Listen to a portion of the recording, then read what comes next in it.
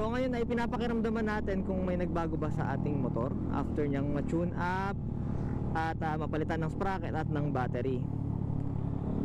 So far medyo nag-iba yung takbo. Ramdam ko na nag-iba yung takbo Pero sa lakas hindi ko pa masabi Pero yung sa backfire, ang napansin ko guys is sobrang hina na lang, tsaka sobrang halos wala na siyang backfire ngayon. Ayun dati pag ginanon ko, pag binira ko tapos ako binitawan, ay magba-backfire na siya ng malala. Pero so far so good. At suwabe lang ang takbo. Ang nilagay nga palang oil sa atin guys ay Delo Gold, which is parang pan-diesel ata. Pero tiwala naman tayo kasi yun naman daw ang ginagamit nilang lahat at sa mga kliyente nila. At traffic na agad, di ba? Ay nakaw, init pa naman. Ang nilagay nga pala nating sprocket ay 1548 I think. Ang sinasabi ko kay Kuya, actually hindi ako masyadong maalam pa sa sprocket. So ang sabi ko lang sa kanya is gusto ko may hatak. Kasi di ba madalas umakit tayo ng mga bundok. So sabi niya ay may dulo naman daw. Yan, so sana meron nga. So try natin kasi wala naman talaga akong alam sa sprocket, mga combinations na yan. So hopefully, so far so good. Nagwili pa nga si Kuya kanina nung tinesting niya to. Napagastos na naman nga ang ating upgrade syndrome. Sinong nakaka-relate?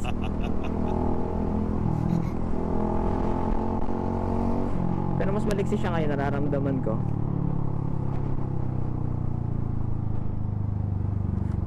Alright, good thing, good thing. Sulit ang gastos. By the way guys, nagpalit na nga rin pala tayo ng ating knuckle bearing yun. Para nakalimutan ko. Kasi kung natandaan nyo, kung napapanood nyo ibang vlogs natin, sinisigapan lang siya. So ngayon ay pinalitan na talaga natin yung knuckle bearing. And so far, wala naman tayong nararamdaman. Mas maganda yung kanyang handling. So goods, all goods. Mas maganda talaga yung mga long term na remedyo, di ba? Buti na nga lang pala dahil naluloba tayo, di ba kanina? Chine-check pala yung stator, no? So buti na lang ay hindi sira ang stator dahil alam niyo ba kung magkano? 7.6. So masakit sa bangs. Siyempre mas gusto ko na magpalit na lang ng battery, ano, kaysa magpalit ng stator kung sira man, di ba? So blessing na hindi sira.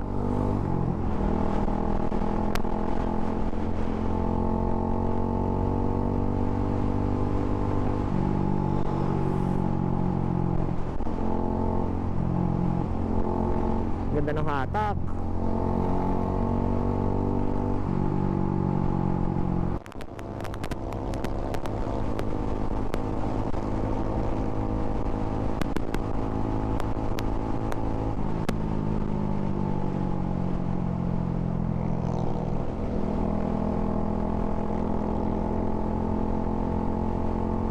Baka pag mabilis wala man taga dito eh. Nung pumunta kami ng Batangas, yung vlog na Batangas, Laguna, Tagaytay, yan, dito kami dumaan pa uwi.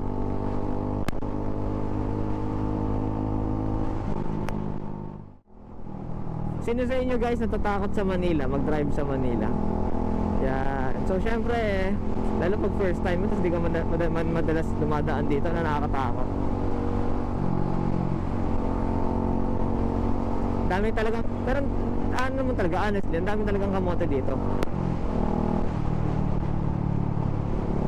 Ano dito, walang pakakailamanan talaga. Kaya di pwedeng masyado kang pabebe mag-drive dito. Yan. Pero syempre, wag ka naman magkamote masyado din.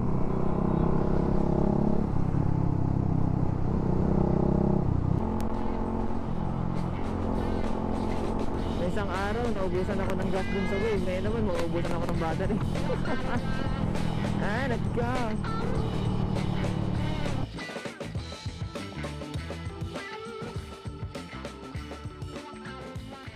bumabalik tayo sa ating sprocket at sa ating motor.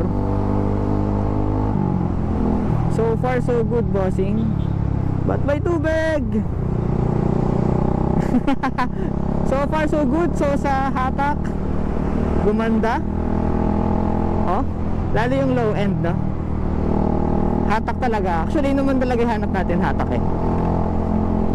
Lalo kapag naglo-long ride ka nasa traffic, di ba? Para hindi hirap yung makina. Lalo kapag katulad kong mga naka-alloy top box, ay mabigat yung alloy top box natin eh.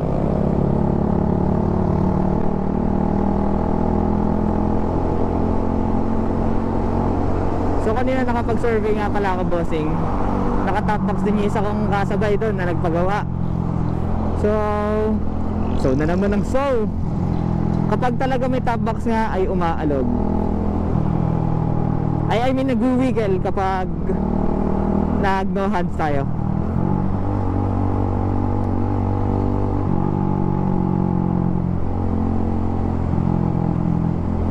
One eternity later. Na to? So, 'di ba last time nagpa-tune up tayo, nagpapalit tayo ng sprocket and battery. Eh medyo unsatisfied ako sa takbo. So, inisip ko kung bakit ganoon yung takbo niya.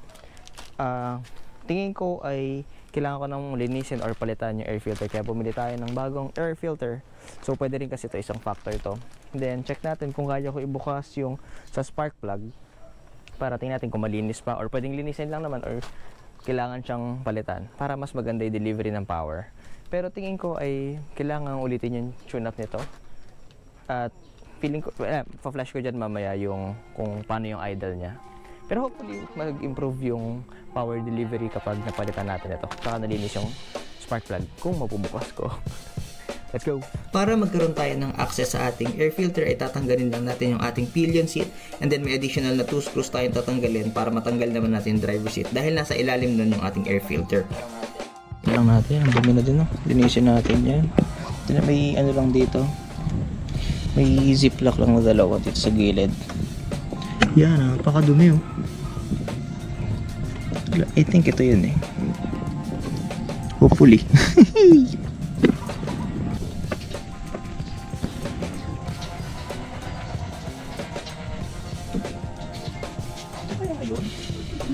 Hindi pa na yun ah. May vacuum ka ba? May vacuum ka? Vacuum. Dumilit ang loob ko eh. Feeling ko kaya hindi masyadong maganda itakbo eh. Madumi na air filter. Lately mga bossing, itinatry kong pag-aralan yung mga maintenance, yung mga parts nito para kahit pa paano ay meron tayong basic knowledge. Kasi pag naglo-long ride ka, diba, di naman natin alam kung walang expected sakali. So dapat yung mga ibang bagay ay alam natin para makatipid na rin. So para mas kilala din natin yung motor natin lalo kapag may problema. So dapat kahit pa paano ay aralin natin kung paano siya i-maintain or i-repair din. So tricky siya. Kaya pala may ganito kasi andito so yun. Nakikita yun no. Si isa dito. So kahit ito lang naman tanggalin nyo. Actually pwede naman palang hindi. Check lang. Pero linisin ko na rin siguro mamaya. Madumi pa guys. Hindi naman masyadong madumi. Linisin natin. Si Ranico. Yan, syempre after natin magbaklas ay ang pinakamahirap na part ay ang pagbabalik. Ang pinakamahirap dyan actually is yung pagkakabit ng fairings guys. So dapat kasi maingat ka din kasi may mga clippings siya. And then dapat nakasakto kasi kapag hindi ay mag-iingay yan. At saka baka matanggal pa, diba? So ingat lang. Alright guys, so try natin ngayon, the moment of truth, kung may pagbabago. Pero sana meron. Pero syempre medyo minimal lang naman yun kasi air filter lang din naman eh. Medyo hindi ko talaga trip yung idle niya eh. Feeling ko talaga wala sa tono to eh. Feeling ko lang naman. So tara, try natin.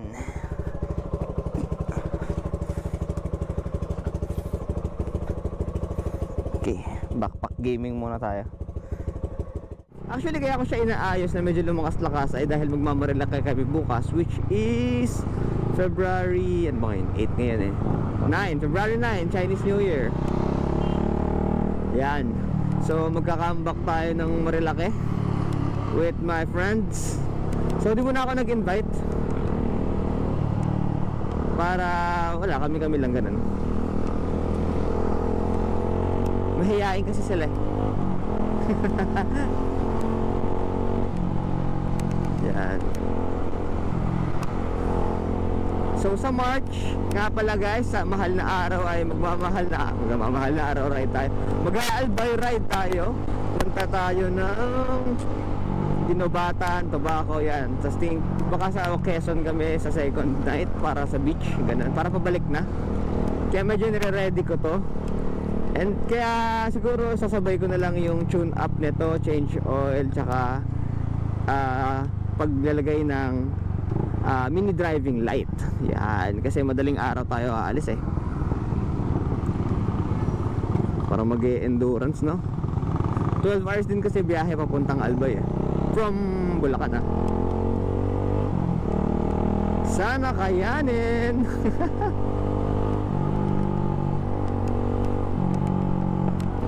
Ay hindi guys, medyo umayos siya. Mas nakakahinga siya na mas maayos. Eh kumbaga nararamdaman natin yan eh, di ba mga drivers?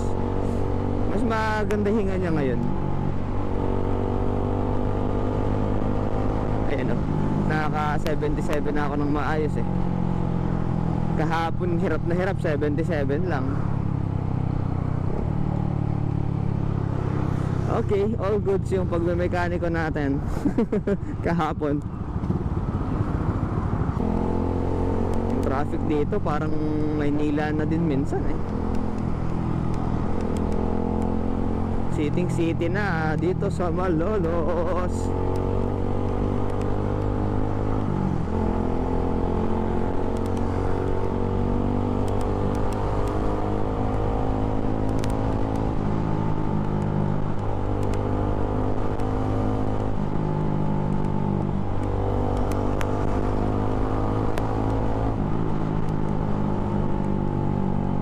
Dito yung may biglang nagpapatigil sa pedestrian eh. Okay guys, so moving forward ay mas observe pa natin kung ano mga mangyayari, kung may magbabago ba. Sana samahan nyo pa ako sa aking journey sa pag-aayos, pagta-travel. Yan, sama-sama nating tuklasin ang siyensya. Ano kasi pinagsasabi, no? Dito natin kasi tayo sa ating destination. So goodbye. At kung di ka pa nakasubscribe, bossing, please do subscribe and like na din the video kung interesado ka sa mga gantong content.